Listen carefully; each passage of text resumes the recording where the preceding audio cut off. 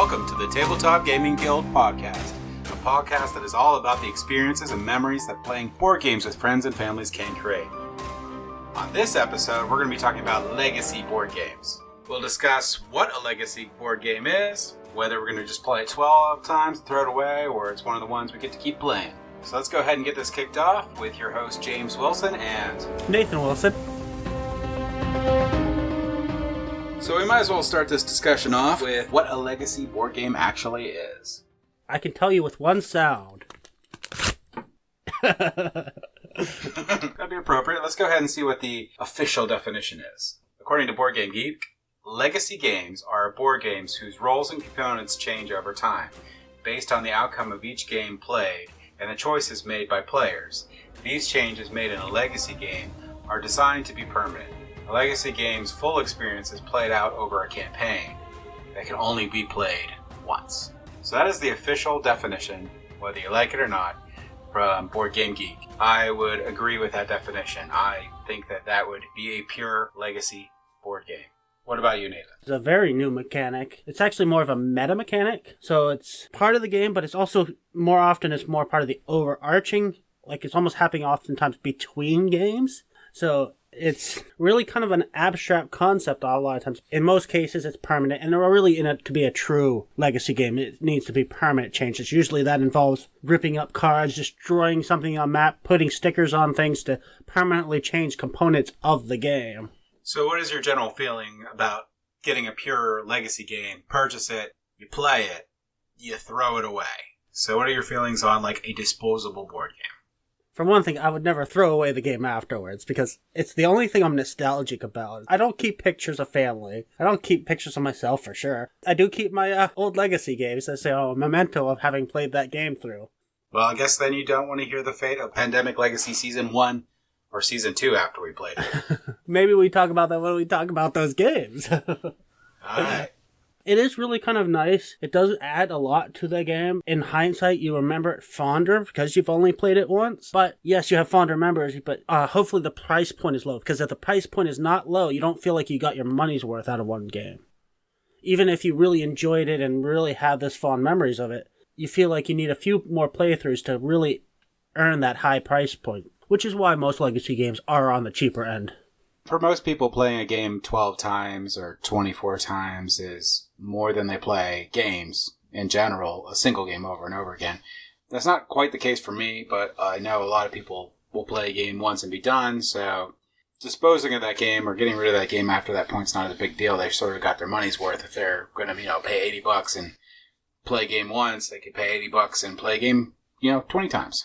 Yeah, that's true. It's like you spend an hour to 2 hours playing a game, and you get to play it 12 times. That's, a fair amount of time for a game that sometimes as little as $30, or often like maybe about $50 for a legacy game. There's not too many that go into the $80, $100 range that are only one-time plays.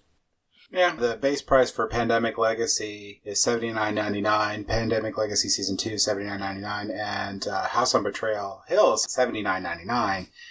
Probably no one really pays that much for it. Yeah, they tend to go on sale almost immediately, and the prices keep dropping the longer you wait for these legacy games. Pandemic didn't drop too much, but you got games like Seafall that got kind of bad reviews, so it dropped ridiculously fast. Yeah, I just looked up Seafall, it's like $16 right now. Yeah. But anyway, yeah, and if you think of it this way, like, if you play a game for 2 hours, and that's all you ever play it, to me, it's worth like $33, because that's basically what it would cost for me to take my daughters to a movie. Mm-hmm. If you play more than that, it just becomes cheaper and cheaper and more of a value. I think those legacy games actually promote getting good value out of your board game. For people who play a lot of games, they actually promote the idea of playing games more often, too, because my legacy games I played more often than nearly any of my other games. Yeah, it's not the case for me.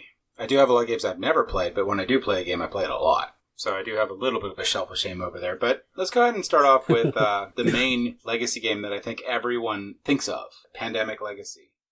Well, before you go on to that, I just want to comment on the shelf of shame. It's like you almost never even seen my collection. My shelf of shame is a lot smaller. I have like 12 games I haven't played. I probably have 20 or 30 I haven't played yet. But that's out of almost 400 games, so... That's not too bad. So, looking back at this episode, I realized I may have slightly underestimated my acquisition disorder. It turns out I currently own 423 games, and I have not played over 70 of them. So I just underestimated by a little. But back to the episode. Before we go straight into Legacy games, I wanted to talk about some of the precursors to Legacy, some of the idea of where Legacy came from. Monopoly. No. Although that is a game I would like to tear apart. See? First Legacy game ever made. Unintentional Legacy. Two games that, in my mind, predate Legacy, but feel like they were trying to get there. So trying to be a Legacy before the idea of Legacy really existed. So one of those is Robinson Crusoe. Robinson Crusoe kind of hit on this idea of having cards you're adding to the game as you play that come up later in the game, and that was kind of a cool concept. It was one of the concepts that Legacy is based on. The Legacy, of course, takes it much further. So in Robinson Crusoe, you will have these events that you're turning over, which can be maybe you get a bee sting, and you have to mark that on your character board. And then you mix that into the event deck. So later, maybe 5-6 times later, you'll find out what actually happens as a result of that bee sting. Maybe you get an infection or feel ill and require extra food to get through that night. Yeah, I definitely like Robinson Crusoe a lot, and it was done by one of my favorite designers, Anasi Chevacek from Portal Games. He put out a lot of games that are great. Worst rulebooks ever created, but great designs. He would be my favorite designer if he had a decent writer. To be fair, he's not native speaking, so maybe they're awesome in his language. True. The second one, predecessor that I want to talk about, is Time Stories. You sure about predecessor? I believe it was definitely trying to go to where Legacy is going. I'm pretty sure that you're going to find out that Risk Legacy came out before Time Stories. Although Time Stories is a good attempt to make a linear gameplay that you go from one run game to the next and not go back, but still not have the Legacy-ish idea of ripping up stuff. So the game, even though you're never really going to play it again, those other levels are replayable. Well, so even if it's not really a predecessor, it was out before Legacy was a big deal. Because Risk Legacy kind of started the idea. It wasn't till later that it really was everywhere and everybody was talking about Legacies, which we'll get into when we get to those games. Time Stories introduced that concept of a one-off.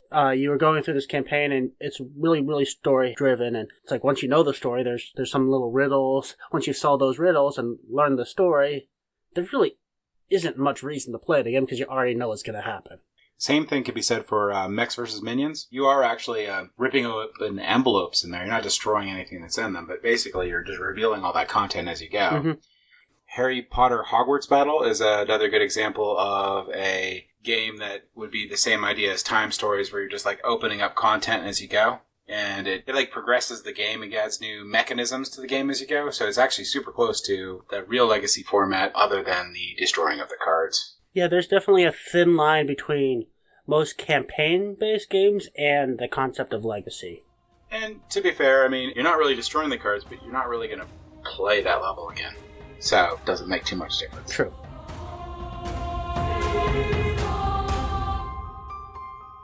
You want to jump into Pandemic Legacy Season 1 by Rob Davi. And actually most of these will be by Rob Davi. There may have been somebody that made a Legacy game before him, but the only games early on that anybody knew about that really got Legacy going were all Rob Davi games. Two things really worked out for Rob Davi. One, when Pandemic Legacy came out, which was after Risk Legacy, it was a Legacy version of, at that time, the most popular game, or at least highest rated game on BGG. So I got a lot of traction from that. Plus, people that had played Risk Legacy had good reviews over it, so that gave it more traction. And the additional thing is the idea of that you will be buying this game once and you'll be ripping it up.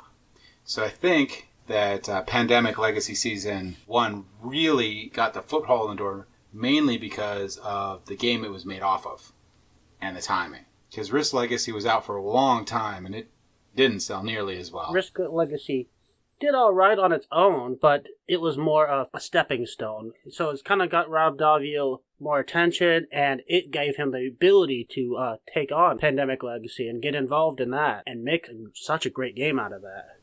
Also, it didn't hurt that Pandemic mechanisms were tested and refined for a long time before he started working on it.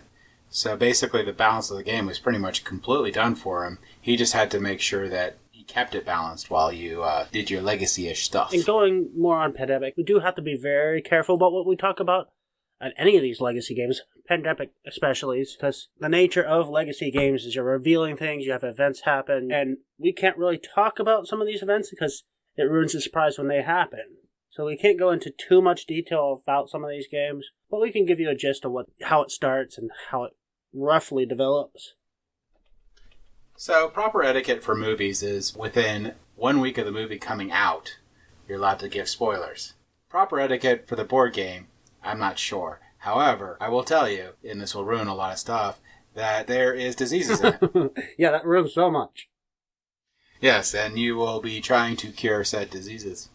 If you played Pandemic, you get the general idea, just extra stuff gets added. Yeah, so if you played, you'll find that, the first scenario you do in Pandemic Legacy is going to be just that base game, and in each game they're going to add a couple new rules in the middle of the game. Something might happen that catches you off guard and changes up the game significantly, but the whole point is being surprised by these things, and it can elicit quite strong reactions with a group, so it does become a very memorable game. Yeah, I'd say our group had a lot of fun playing Pandemic Legacy Season 1. Mainly just because of the extra challenges each season gave. It was a wonderful game. I liked it a lot. The only thing I would knock on it is the story's super weak in the game overall, but it's still a really good game. It did have some nice twists, but yeah, the first half of the campaign, there wasn't a whole lot of development. There was more towards the end. Yeah, and even those were like, oh, yeah, I saw that coming. But it's a good game. We pretty much crushed Season 1. We finished it in 13 games. We lost 1. Well, you did watch a bunch of videos that spoiled a lot of it as well, right? We watched a video on February because we were confused after we played it, but we didn't watch anything ahead. We unlocked something we didn't think we were supposed to unlock, but apparently we were, so we just wanted to make sure. One of the downsides to Legacy, you're laying out the rules as you go, and it could be difficult to tell sometimes whether you should have taken a step that you took just because, you have not actually learned that rule yet. It's a natural flaw with the Legacy. They've been kind of ironing out as they go. As they produce more Legacy games, they've been trying to figure out how to balance that and how to explain rules in a way that they're slowly being revealed, but still you don't have players trying to jump ahead in their minds and thinking they screwed something up. Pandemic Legacy Season 1 did a really good job. I like that. We didn't mess anything up. We just thought we did. And actually, Pandemic Legacy Season 1, in my opinion, or at least for me, is my favorite Legacy game, period. Pandemic Legacy Season 2 is the aftermath of Season 1. And the beginning of the game, it is sort of like a reverse, which this is no spoiler. I mean, it's the first thing you do. You actually have a prelude in the game to get you used to the new mechanics.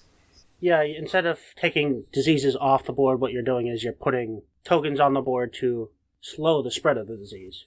Once 8 cubes go out, the game's over. So it is really a completely different feel to the game where you have to cover all these areas that are available to prevent these green cubes from coming out and losing sometimes very quickly. I will say that Pandemic Season 1 we sort of breezed through and didn't have much problems. Pandemic Legacy Season 2 was much rougher. Yeah, I found 2 a little bit rougher as well. 1 we did phenomenally well. It's like we went through the game and won almost every scenario the first try. Season 2 we've had to try a couple times. Things can change pretty fast, and what's going really well can suddenly turn on you very quickly and become a really bad situation super fast. And that's part of the reason why the Pandemic game is so popular, because things can turn so fast. They do really get that into the Legacy series, and that can affect your campaign. It's like, if you have some really bad luck early on, unfortunately that might mean later in the game you're struggling a little bit more. It may affect how much you enjoy the game. I think most people still, regardless, will really enjoy this game. And Season 2, it sort of ratcheted up a lot because you do have less turns per player, unless certain things happen. We went games where you really only had 2 turns. If you didn't get things in order, that was it. And even if you did, you should have won in 2 turns per player. And we played with a full complement, so it may have been slightly more if you played with less, but... The way it scales for multiple players is basically, overall, you're going to have the same number of actions. It's not really how many players, it's just how those actions are divided up. Even with those 2 turns, the game is super exciting. I had an 8 rating on it all the way until the last season. And no spoiler, but in the last season, because of how we played the game, which we played it how we thought we were supposed to, and there was no real hint for this, but the last season it was actually completely impossible for us to win. Yeah, on the first try, and then very difficult for the second try. Yeah, we kind of had the same thing. It was 0 on both. We didn't have enough turns to get to the place where we could even try the second game. So I wish that was hinted on a lot more strongly in the previous seasons, or at least a season or two ahead. So yeah, it's something that does happen sometimes in Legacy games. You want to do a lot of things, but then sometimes something that you thought was good early on turns out to be really kind of bad later in the game. It's like, oh, I wish I hadn't done that earlier. And, it's not necessarily a bad thing. Yeah, there was a lot of stuff that was cool in the game, and we did all of it. Just one thing we didn't do. It was part of the normal flow of things you could do, of large number of selections. Just didn't do it. That one. But if you can get it for a decent price, it's definitely worth playing. Yeah, I'm just looking at the prices. Actually, they went down for a while, but it looks like they have actually gone back up to regular price, at least for Season 2. It's backed up to 70-some bucks. Which is surprising because Season 1 was rated better than Season 2 on BGG. But I don't know what the actual sales are. Maybe Season 2 does sell better than Season 1. It's a little hard to find used copies for this game because it's not really playable used, but I'm sure you can get on sale. No, so you're not going to really get used copies. That just drives up the price.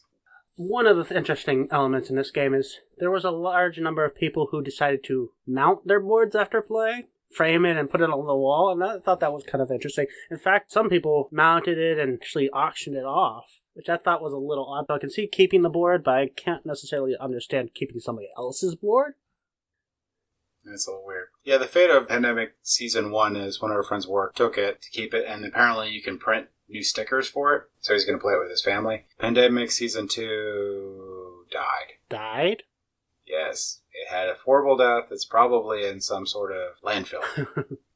People we were playing were not happy with the last season.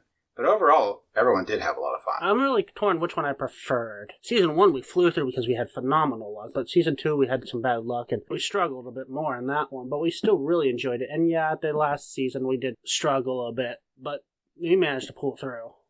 Pandemic Season 2, I like the fact that it was harder. Things went downhill a lot faster with Season 2 than they did Season 1. Oh yeah, there was a lot more twists that caught you off guard. Season 1, there were some really interesting twists, but yeah, they were a little bit predictable. I mean... And for the most part, you were playing Pandemic through the entire game. Yeah. But both are good. I suggest Season 1 over Season 2 if you had to pick. But yeah, I don't even think you really need to play Season 1 before Season 2 at all. So if you get one of them, just play. You don't have to, but I would suggest playing the regular Pandemic before trying Season 1, just because you've already learned the rules for the game and you know what you're doing coming in, and you just have to learn how the rules have changed. And actually, I don't even think they changed it all on the first season. The changes were there, but it was more like adding things rather than really changing it up significantly. Yeah. So we had Risk Legacy, we had Pandemic Legacy, Betrayal and House on the Hill Legacy, if you got a chance to play that. I think most people now just call it Betrayal Legacy, but no, I played the game it's based on, and I can see where that'd be interesting. Overall changes, I don't think be that significant from the base game, but yeah, as I said, I haven't I played heard it. mixed reviews on it, and it's super expensive right now anyway, so from playing Betrayal, I don't know how it would work very well in a Legacy one. It's a pass for me. Betrayal in the House of Hill has kind of a spotty record. And actually, the whole concept of Betrayal in the House of Hill is you have a random board that you're searching this mansion, and halfway through the game, there's an event that happens, and suddenly the whole game changes, and the whole concept of what you're doing is changed because maybe one of the characters suddenly becomes the traitor and they're trying to kill everybody else, or it becomes a fully cooperative game where you're trying to find some ritual that's going down in some specific room. The flaw that's always had, especially in the first edition, was the longer that first section stretches, generally, the better you're off on the second section. But if that section ends really quickly, you may not have a chance of winning. Well, I mean, it's supposed to be like a campy style game and a little wonky, but that's the joy of the game. I don't know how well that would go into Legacy, because, I mean, if you're playing a Legacy game where you're playing multiple games on top of another one, do you really want to have one of the games where, like, super hard to win and bad things happen, and then you're now cumulative on top of that? Well, they definitely balance it a little better in the second edition. From what I've heard, they did it even more so in the Legacy, where you don't have these massive swings. But the other thing they did was, in the first edition, there was tons and tons and tons of these tokens that you were wading through to find the right token. 90% of the tokens you never used in a single game, so it's definitely whittled that down for the second edition, and even more so in the Legacy to streamline it and make it a little more approachable and playable. But yeah, it's a fun, relatively light game that can go all over the place. Yeah. It's a little unpredictable. That rounds them up. There is Seafall, but we don't really need to talk about Seafall. Yeah, I picked up Seafall because it was like $18 or something like that, and I have not got it to the table yet. I've not really had a desire to get it to the table just because it's got such negative reviews. I think the biggest problem is legacy games become really hard if they're not cooperative. So from what I hear with Seafall, you can get a runaway leader. Charterstone, you definitely can get a runaway leader, and there's nothing you can do. You're just playing 10 more games, and you already know who won. We already talked about Charterstone in previous episodes. It's also a legacy game. It's a Euro legacy, which seems almost contradictory to have like a strategy game with largely story-based. The emphasis when you get the story tends to be more on the action, but then Euro is not less emphasis on the action and the story, more on the strategy, so it's a little bit in conflict with itself in that, but I thought it was a good game, but the heavy Euro players tend not to like it so much. Which is me. Dislike Charterstone. However, if you're playing with children, it's a very good game. I guess I should qualify it with, it's good to play with people not experienced in playing Euros. So it is a good way to introduce people in how to play Euro. So that means that when I'm playing it with these people, I am definitely doing the opposite of trying to win. I just want people to learn it, have fun, and, I'll let them open the cool stuff. Honestly, that sounds kind of bad when you say it that way. It sounds almost worse. I would say it's a good game to play, but you don't want to play with a min-maxer. Somebody who's trying to get that highest score possible, which is a lot of the point of Euros. You want to get the highest point possible, but I'm the kind of player, I do like Euros and I like good strategy, but I don't want to spend too much time thinking about it. I want to more focus on just enjoying the game rather than trying to get, the highest possible score I can get for every action. And really what I mean is I'm not going to try to win, meaning I'm just going to play the game. I'm just going to do something that I think is cool. So just have fun, let people explore stuff, let people learn stuff. Just see like, hey, that looks like that might be neat. I'll go ahead and try that. Yeah, and I do that all the time. It's like, I'll see one option that's objectively the correct option, the one that's going to get me more points and get me more towards winning the game. But then this other option just is so cool, it sounds like a lot more fun, so I go for the option that's more fun. The other thing really cool with the game, too, though, is it came with really good components. So the metal coins are now in Champions of Midgard. A lot of good stuff. We got a Charterstone for our game group for $30. And the nice thing that Charterstone did is you could recharge pack, and you just flip the board and you can actually play it again. For a little while there, the game was cheaper than the recharge pack. Yep. The story in it, I found meh. I don't think I played a Legacy game that I thought the story was any good. But it was never really entirely focused on the story so much. It was more on how you're interacting with the board and how you're changing the board over the time. It did have a story, though. It did. It just wasn't any good. One game that I really want to dive into the story, which I think is going to be good, is Scythe: Rise of Fenris. I know you've played it, and that's by Jamie Stegmaier it's an expansion for Scythe, which is a pseudo-legacy game. So this one you're not going to rip stuff up, but you will open tuck boxes and stuff and reveal content as you get. But the cool thing about Rise of Fenris, which I'm going to let Nathan talk to you the legacy part, is the components inside you can work modularly into the regular game. It's the stuff that I'm not allowed to talk about you can use. Yes, you're definitely right on the pseudo-legacy thing. You're never destroying anything in this game. It's definitely more emphasis on the campaign over the legacy. You do have things that you're revealing throughout the game, things that you can only open in certain situations. It's very light on that. As far as the story, I did have some problems with the story. I like Scythe. I painted Scythe. I will not listen to your naysaying about story. I'll be on the side of liking the story even if it's horrible, just because I painted all the miniatures. I do love Scythe, and I did enjoy Rise of Fenris. What I felt was a flaw was, at the very beginning, you end up reading a huge chunk of story, which is... Oh, that's what got me really excited about it.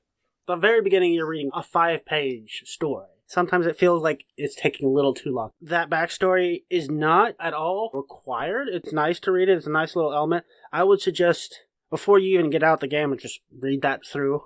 If you're playing with kids, that's a different thing. You're reading to your kids, and the kids will enjoy it. But with an actual regular game group, all adults, it's a little awkward to spend that much time reading. There's a YouTube video, and they read over that. So just play that, probably. Oh, yeah, that sounds cool. I should have checked that out. It's very minimal after that. It's like you have this huge chunk at the beginning, then later on you'll maybe have a paragraph here and there. That sounds like a normal Legacy one. Perspective-wise, you could probably fit the entire story of Pandemic Season 1 and 2 on maybe a sheet and a half of paper. That's true, but I felt they paced it out better. It's like much shorter story elements, but they are spread throughout the game, rather than a huge chunk at the beginning and then not much later on. Whether you like the campaign or not, the modules are great. I did also have a problem with the last scenario, which I can't go into detail, obviously, for that, but it had an element where none of the other scenarios seemed to matter. The final score was based on one thing, and everything you had done before seemed irrelevant. Which was especially frustrating for me, because out of the 8 scenarios, I won 6 of them, but I lost the last one, so I lost the overall campaign. Yep, that would make me angry too, but we'll say the module part will probably save it. Yeah, I was slaughtering everybody the whole campaign, and then I lost the last one, the only one that mattered. So that was really frustrating. I think that would make other people happy. That'd be funny if at the end they were like, now we're going to use golf scores. So the one with the lowest score wins. I didn't do that. But as far as the different modules, they add a lot of replayability to Scythe, a lot of variability that you can throw into any Scythe game. If somebody hasn't played Rise of Fenris, it doesn't really matter. It's not going to be any major spoilers if you throw in these components and these elements. You're not going to like what I did. I took everything out of the boxes, counted all the components, put them in all storage stuff, and put them back in. You've yet to play the game, but I've seen everything more.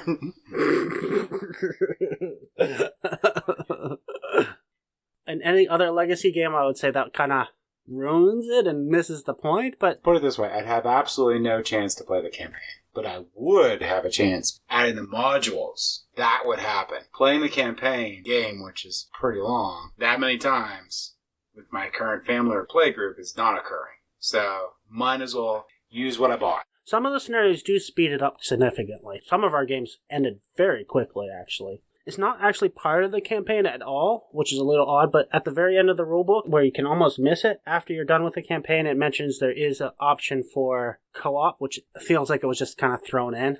So, along with the win game, it basically took all the scenarios that fans said they wanted and made cards for them. So that any scenario that you could ever think of that you would ever want to play on that game, you could. Someone was like, I'd like to have a cooperative. And they're like, here you go. We haven't tried the cooperative yet. I'm not too excited. We'll try it at some point, but the campaign I did enjoy overall. Despite the areas I felt was lacking, some of those modules were really cool. I guess can tell you that there's extra factions you can play as, and they add a lot of abilities you can do, and yeah, they're quite fun. I think that's about the main Legacy games we wanted to talk about, right? Or did you have any others? Other than Gloomhaven. Yeah, Gloomhaven, it's one of my top 10 games. The only difficulty is getting it to the table more. It's, again, not really a Legacy. It's a campaign game, but it has a little bit of that Legacy idea of, as things happen, you're adding things to the game. You actually adding locations onto the board by putting stickers on the board. In a sense, it's Legacy because you're changing the board. And you actually do throw away cards. So actually, yes, it does have all those Legacy elements. And I would say if you like dungeon crawl games, that one is still number 1 in the world. So that would be the game you want. And I bought the sticker pack so I could reset the game after I'm done, but it's over 100 hours in this game. I'm never going to get enough time to finish it and actually play a second game of this. But yeah, Gloomhaven, awesome game. Anything else you want to say on Gloomhaven? I've talked a lot about it in my top 10 on our first episode, so I don't think I need to talk about much more of that. And, I mean, there's silly Legacy games, like there's Magic Horror Legacy, there's Werewolf Legacy. I don't need to talk about any of that nonsense. Did you want to talk about any of that nonsense? Didn't they also do, like, Werewords Legacy or something like that, too? I don't know. That's just nonsense. There was also a big trend when Legacy was becoming popular just to throw the word Legacy in the game and not really be a Legacy. I don't think that stopped. It's just they're coming out slowly. Legacy of Dragonholt, which is a great story, is really basically just playing D&D with a paper to be the DM, but it's not Legacy. No. And to get on to an important topic, so my big question would be, if you could pick a single board game, what board game do you think would be best made into a Legacy game? Or what would be the board game you think would be best that you would buy made into a Legacy board game? I know I put you on the spot.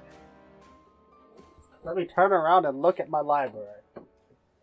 While you're thinking, I'm going to get this idea about you. So you know how Twilight Imperium's awesome? Which, for those who don't know, Twilight Imperium's a 4X game. Basically, in Twilight Imperium, you control a galactic species. So basically, the issue with Twilight Imperium is it takes 12 hours. So imagine Twilight Imperium played in a legacy-style format.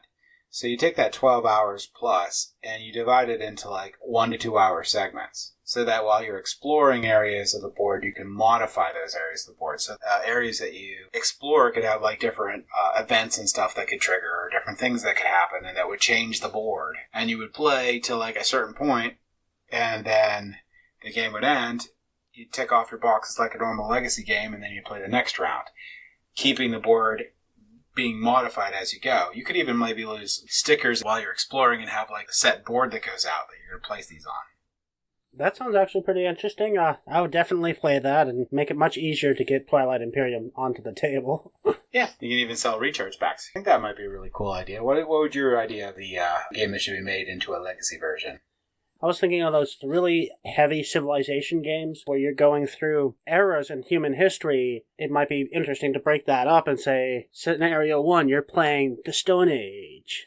Scenario 2, you're into the Bronze Age now. So you're going through the different ages in human history and developing your society over time. Yeah, I think Civilization, the board game, would be awesome for that. That would work perfect for that. I've not yet played a game that I really felt really hit the spot for civilization building because, yeah, they're trying to combine so much into one game and try to keep it to an hour or 2 hours, sometimes 4 hours, but sometimes 8. But still, even then, it's really hard to consolidate all human history into one game. Some of the ones that I thought were more successful were the ones that just focus on one element. I have a game called Progress, which got pretty bad reviews. Although I really liked it. I got it for like $10, and you can get it super cheap because it got fairly bad reviews. But it took just the technology building of civilization. So all you're worried about is building your tech tree and advancing your technology. And you forget about the exploration. You forget about building armies and building cities up. It was stronger because of that focus. It really felt more like you're building a society because it didn't have to try to do everything. Sounds like a good game. I've never played that one, though, at all. I think another game that would be really good would be Dead of Winter. You could actually remove the betrayer part or to like the last game. The last player becomes the betrayer or has a high probability or something like that. So give them a catch-up mechanism. Like as you go through the game, some areas may become blocked off. Some areas may become available. Isn't that kind of the same thing you were concerned about with Betrayal Legacy where it's like... Well, you could remove it until, like I said, like there could be no betrayer at all and make it more like a pandemic-style legacy game until the last game, and then maybe add the betrayer back in, or just not have them at all. The game's hard enough as it is, so you could still have asymmetric win condition in Dead of Winter. It means like you have to collect cans, but I have to do this, and it keeps people at odds for a little bit on the cooperative version because they still want to win, so they get like some bonus in the next game or something. Adding the betrayer back in, you're definitely at risk of only the last scenario matters. That could be a potential flaw, but I can see in and of itself it's almost a legacy game. It has everything there. It has a story element. It has things changing throughout the game, but it's all based on what the people are doing more than the game itself doing it. Yeah, and you can do a catch-up mechanism on the last game. Be like, well, the last player can decide whether they want to take the chance of becoming the traitor or not, but not tell anyone. And add some sort of mechanism to that where it gives them an advantage if you accidentally go the wrong way. I think it might be interesting if you introduce that in the second to last games. You know, the person that's behind may want to become a traitor and they get all these powers, but then the last game, they're suddenly fighting everybody else and everybody knows they're the betrayer. So it becomes all against one.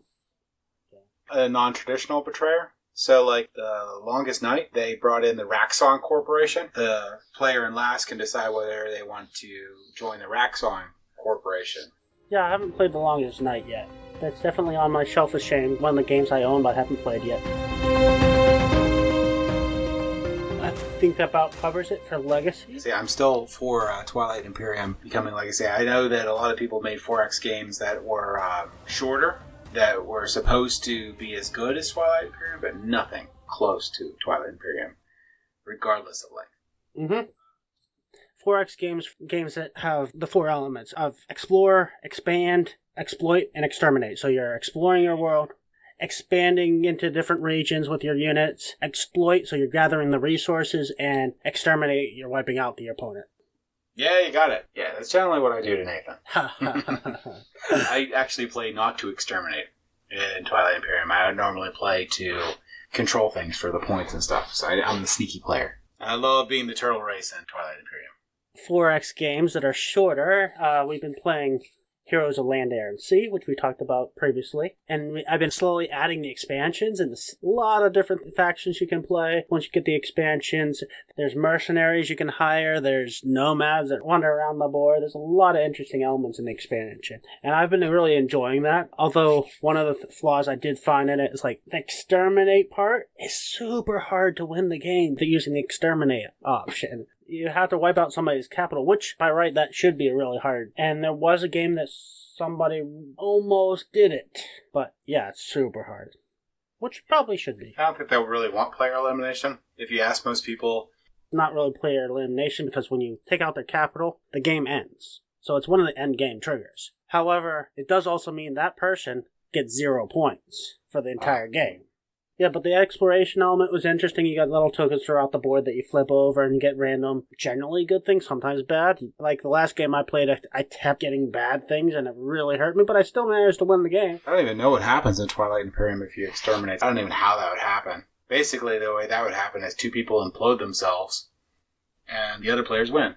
Well, when I played it, it was something to be concerned about, because it does tend to have the element, if you have somebody who's clearly in a lead like I was, everybody tends to gang up and trying to destroy that person, keep them from getting his final points, because I believe if you take over their home planet, they can't score points anymore. I don't actually know. I've never had it happen.